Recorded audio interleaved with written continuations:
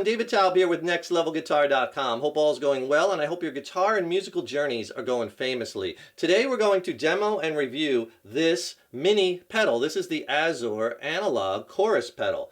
And this pedal is a lot of fun. The interesting thing is this pedal is only about $24, and you can get some really warm, nice chorus sounds out of it. And I have to tell you, I was really surprised when I first plugged this pedal in and I started just playing and jamming around, because the sounds were pretty good.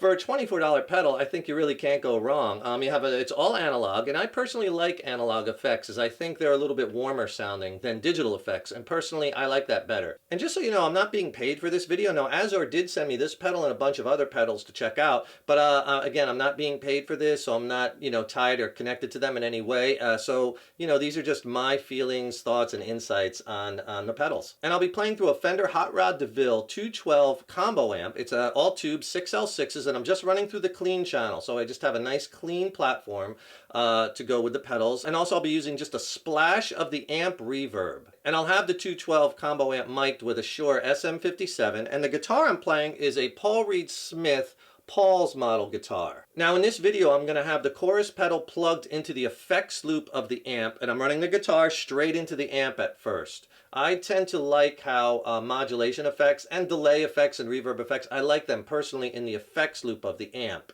And other effects like drives and whatnot, overdrive, distortion, I'll usually put in the front of the amp. And later when I plug the overdrive in, that's going from the guitar into the pedal and right into the front of the amp. And the chorus and the delay I'll hook up will be in the effects loop of the amp.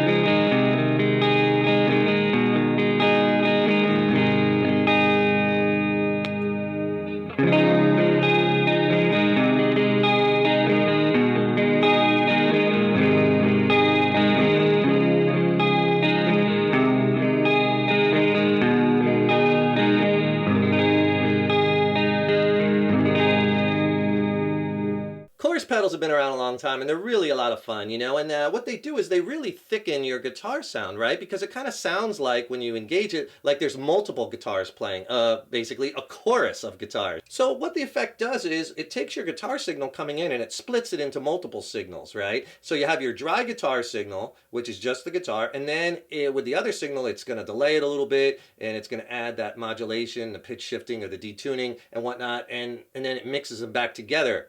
And so you'll have multiple, it sounds like you have multiple sounding guitars going off when it's just one guitar. And you get that shimmering kind of warbly effect.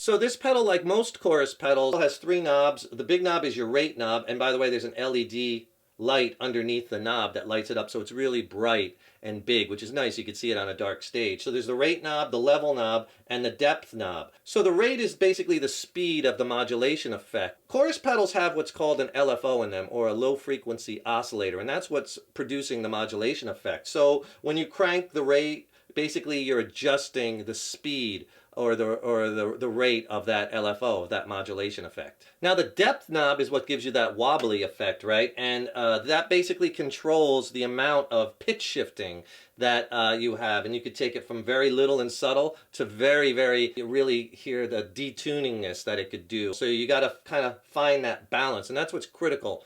In my opinion, on chorus pedals, is to find the balance that sounds best to your ears and is most pleasing between the rate knob and the depth knob. So the depth knob is the amount of the pitch shifting, how intense the effect will be. So the level knob is like your mix knob. If you turn it way down, it's going to be much more subtle. You're going to have more guitar sound, less effect, versus if you have it cranked up, it's going to be much more pronounced. If you could do me a huge favor, please subscribe to the channel. Subscribing to the channel, that really helps us to keep the content coming, as well as then you'll be notified when we have new lessons posted. Leave a comment below. Let us know what lessons you'd like to see coming up, what gear you'd like to see demoed, and if you like the video, please click the like button, share it, and thank you Thank you so much for your support.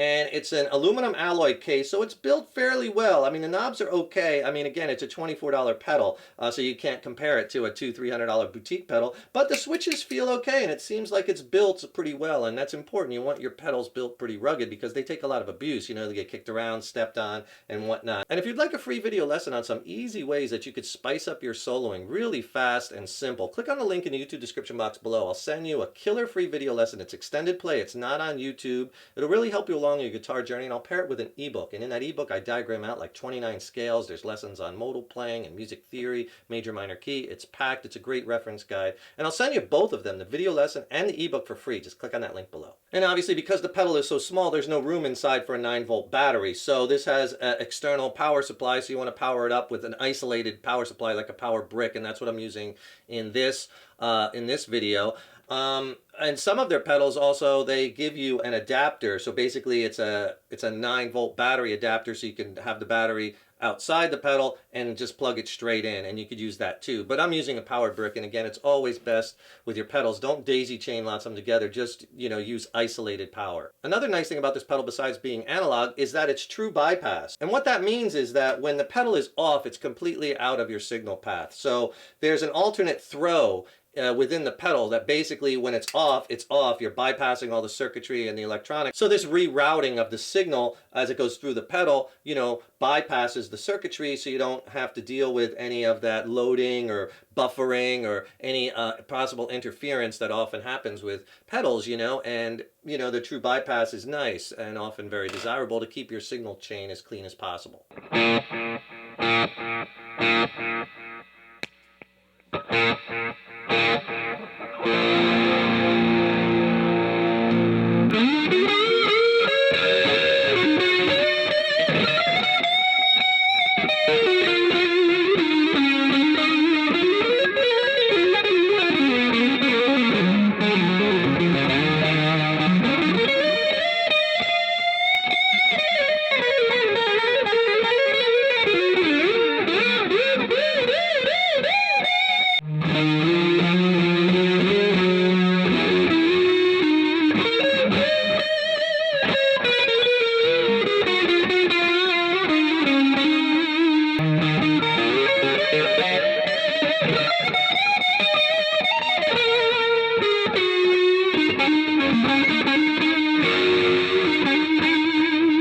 Something else that's kind of nice is with all their pedals, Azor sends a pre-cut piece of Velcro that you could use to attach your pedal to your pedal board if you're using Velcro to attach it. The pedal is also very quiet. It's not noisy at all.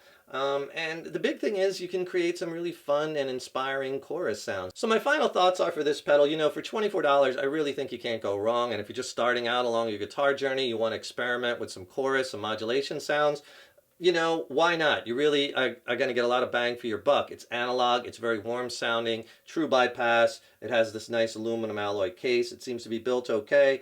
Like I said earlier, you know, you really can't go wrong for the $24. Give it a try. Azor makes a complete line of budget price pedals. They also make other products like pedal accessories and power bricks and whatnot. So you can go to their website and check out all they have to offer. Don't forget, subscribe to the channel. That's really important because it really helps us to keep the content coming, and then you'll be notified when we have new lessons posted. And don't forget, click on the link below and get my free video lesson and ebook. It'll really help you along in your guitar journey. It's a great reference guide. Thanks so much for tuning into this video. Thank you so much for your support over the years and years. Stay tuned. I got tons more killer lessons and content and gear reviews coming soon. Keep up all that hard work on those guitars. Stay positive. Keep rocking. And remember, your guitar playing is an evolution. So enjoy the journey. Take care, rock on, and I'll see you in the next lesson.